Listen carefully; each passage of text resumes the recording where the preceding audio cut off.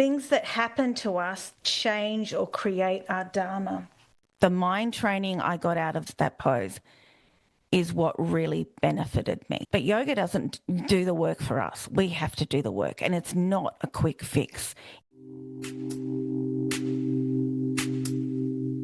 Hi, I'm Liz Albanis, and welcome to Season 2 of Yoga for Trauma, the Inner Fire of Yoga, where we explore how yoga can help release trauma, calm the mind, and reconnect you with your body. Before you start listening, I just want to make you aware that this episode could be distressing for some listeners, as it talks about coronial inquests after house fire fatalities, house fires, and smoke alarm legislation. Please take care of yourself. I am not a licensed medical health practitioner. I am simply a yoga teacher and yoga therapist, speaking about my own personal experience, passion, and beliefs. I'm not a medical professional. I'm not a firefighter. I'm just someone who is a victim of a fire, 2 fires actually, who wants change here in Australia. If you're struggling, please see a licensed healthcare professional, or if in Australia, to call Lifeline on 131114. Today's episode is raw. It's personal, but it's necessary. I really believe that things that happen to us change or create our Dharma. In the book Yoga and the Quest for the True Self by Stephen Coe, he says this: as yoga matures within us, the intellectual idea that we are born divine becomes transformed into a way of life. We move ineluctably toward trust in the basic okayness of things and in the remarkable intelligence of life itself. We let our Dharma, the plan life has for us, find us. And when we surrender to life's plan for us, we discover that we are not the doer. God is the doer. The reason I started this podcast was surviving my second fire. I want to create awareness because lives are at stake and change is overdue. I'm lucky that my yoga practice has been taken off the mat in various ways. One of those ways is learning about my own limiting self-beliefs, such as not believing in myself enough to keep persevering with my pursuits and passions, giving up too easily. I discovered this with Bakasana a while ago, crow pose. Some of you may know it. It's a basic arm balance pose, and the first time I discovered it was way back in 2012, vaguely, I think, in a power yoga class, a really strong heated vinyasa flow class. And everyone else mostly seemed to come into it easily. I gave it a few goes and then I thought, no, there's no point. I can't do it. It's too hard. I'm scared. I'm just going to give up. Now, I'm not saying that all yoga poses are possible, accessible to everyone. Often it's a matter of finding out what's stopping me. Is it fear? Is it laziness? Is it lack of belief? Is it a physical, a mental, or an emotional thing? And that's if we believe that the pose is good for us. So the way we react to poses on the mat, as I've said before, can really sometimes be light bulb moments. They can show us how we react to things off the mat. And this pose showed that to me. Not straight away, though. So I gave up on this pose. I went, nah, it's too hard. I'm not athletic enough. No. And then after discovering more about myself and learning to believe in myself more. During lockdown, I did my second 200-hour yoga teacher training. As a lot of us were lucky here in Australia, we got money from the government, and I was bored. Yes, I had a child to look after, but I thought I've always wanted to study with power living, and I'm going to do another 200-hour yoga teacher training because I'm forever a student, and I knew I would benefit from it. Knew I would learn more, and I did. Thank you, Power Living. I learned a lot. The concept of Abhyasa, consistent, unwavering, daily practice, dedication to your own yoga practice over a long period of time, while also cultivating Vairagya, non-attachment. So non-attachment to the outcome. Together, they balance action with letting go. And in lockdown, I also did a arm balancing course to just see what my body was capable of. If I was capable of getting into crow pose, I wanted to use it to test my mind with those concepts of Abhyasa and Vairagya. I knew if I didn't get into it, it wasn't the end of the world. And I knew it wasn't the purpose of yoga, doing these fancy modern yoga poses that the ancient yogis never used to practice.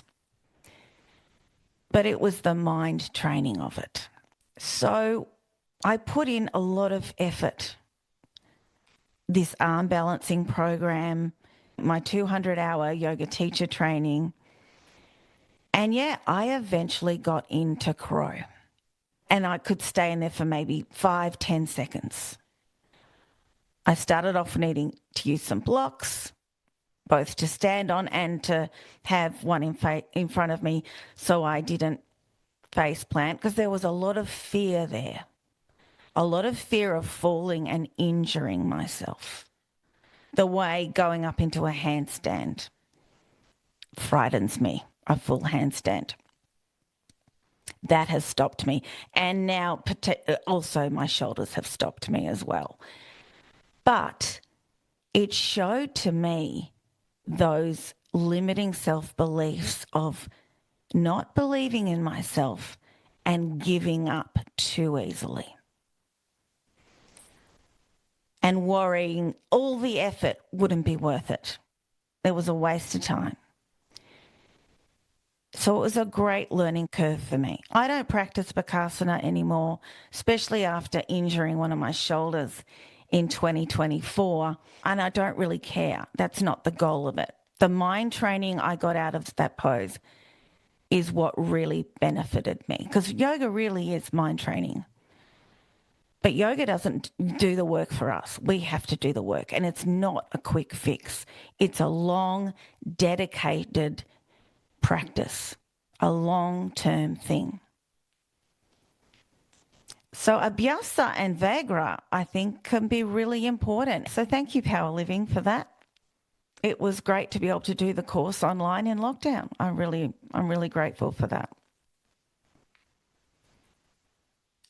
And because I've discovered these limiting self-beliefs, I've had more courage, more determination, more tapas, inner fire, inner willpower to practice that non-attachment. And one of those efforts has been lobbying the government here in Australia to change the smoke alarm legislation.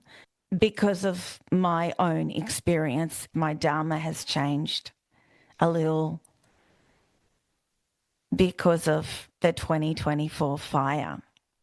Today is the first day of winter here in Australia, the 1st of June. To mark this period where more heaters are used, and as it's an easy day to remember, being the first day of winter, it's also Smoke Alarm Action Day, with fire services across Australia urging people to check they have a working smoke alarm. According to Fire Rescue New South Wales, last year, nearly half the homes damaged or destroyed by fire in New South Wales did not have working smoke alarms. A working smoke alarm is your best early warning sign of a fire, giving you and your loved ones the chance to get out, stay out, and call 000, our emergency line, instead of 911 here in Australia. I get it if you don't understand the importance of them. Unfortunately, a lot of us don't understand the importance of them until we learn the hard way. I never used to notice smoke alarms like most people. I never noticed that the 1940s house I grew up in, didn't have smoke alarms until later on. I don't even know if the first property I bought had smoke alarms because I never used to notice them. I didn't look for them. Now I look for them. So I understand if you don't even notice or you don't check that your smoke alarms work. But my experience in 2024 changed all of this. One of the firefighters said that my neighbours were lucky to survive. Had they not had working smoke alarms, they'd be dead. Plain and simple, they'd be dead. And because they didn't have interconnected smoke alarms, because they weren't required to by law, they only found out the house was on fire when about half the floor was on fire and the smoke alarm upstairs sounded. I am so grateful they survived. One of them was in the shower and the three others were sound asleep in the bedrooms, from what I know. No doubt it would have been very scary for them. I cannot imagine how traumatic that would have been. But the fact that they were lucky to survive made me start to notice smoke alarms in buildings, houses. I actually stayed with someone else and I vomited when I found out they didn't have any smoke alarms in the house because they didn't think they needed any. They'd never had smoke alarms and been fine for their whole life. I've been ridiculed and mocked by members of my own family, blood relatives, one of whom doesn't believe in smoke alarms except for children, and that's okay. I don't really care. I can't control what people think or feel. I cannot make people have the same passions as me. But that's not going to stop me pursuing my own passions, my Dharma. When smoke alarms are interconnected, when one alarm goes off, the rest of the house goes off. So you know immediately to get out and call 000. And this is especially important for those people who can't get out quickly because of mobility issues, especially for people in two-storey houses and the fire starting downstairs, because often we can't get out of a two-storey house unless we go downstairs. But regardless, every house should have interconnected smoke alarms. Australia has smoke alarm legislation, but it needs to be tightened to match the state of Queensland's. Plain and simple. There have been many deaths here in Australia and overseas because smoke alarms were not interconnected and they weren't in bedrooms. Before we moved into this new house in Canberra, the first thing I did was I got the electricity checked, and because of the age of the house, it needed some upgrading with more safety switches, and I got new smoke alarms put in because the two smoke alarms in this two-storey house were ionised type and they were not interconnected. They are in every bedroom and there's one in the garage because of all these fires that have started in garages. Here's something else that might also convince you. Most insurance policies will not cover homes that don't meet legislation, or others significantly reduce the payout. I know this because I've researched it extensively after our fire. Sadly, some people only listened to me when I told them this. This means you can lose your home and your coverage in one night. This includes contents. Don't get me wrong, I'm grateful that Australia has smoke alarm legislation of some sort, as many countries do not have smoke alarm legislation at all. Here's what I've done and what I invite you to do too. The more people who can do this, the more likely there is for change. I've now contacted numerous politicians here in Australia, in the states of Victoria and New South Wales, and here in the Australian Capital Territory, federal, state and members of the Legislative Assembly here in Canberra, on both sides of government. I've shared our story. I've laid out the case for aligning our laws with Queensland's, on deaf ears most of the time. I am grateful to the politicians who responded to me, even when not in a timely fashion. But I will say this, if you're a politician here in Australia, the very least you can do is respond to constituents. I understand it's a tough job that you signed up for, and most people wouldn't do it. But responding to your constituents is the bare minimum. Because I have had one politician who has never responded to me, despite multiple phone calls and emails. Nothing, no reply. This is disappointing. Because this isn't a partisan issue, it's a human one. Especially when lives are at risk, is not a favour, it's the bare minimum of their job.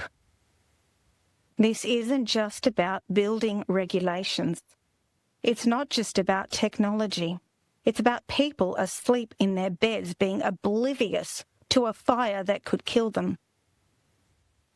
About family members who never get the chance to say goodbye. Let's not wait until another family loses everything. Be the voice, write the email, make the call. Push for change. I'm not giving up. My yoga practice has taught me that I used to give up too easily, too quickly. And I'm not giving up now, because no one else will protect your family the way you will.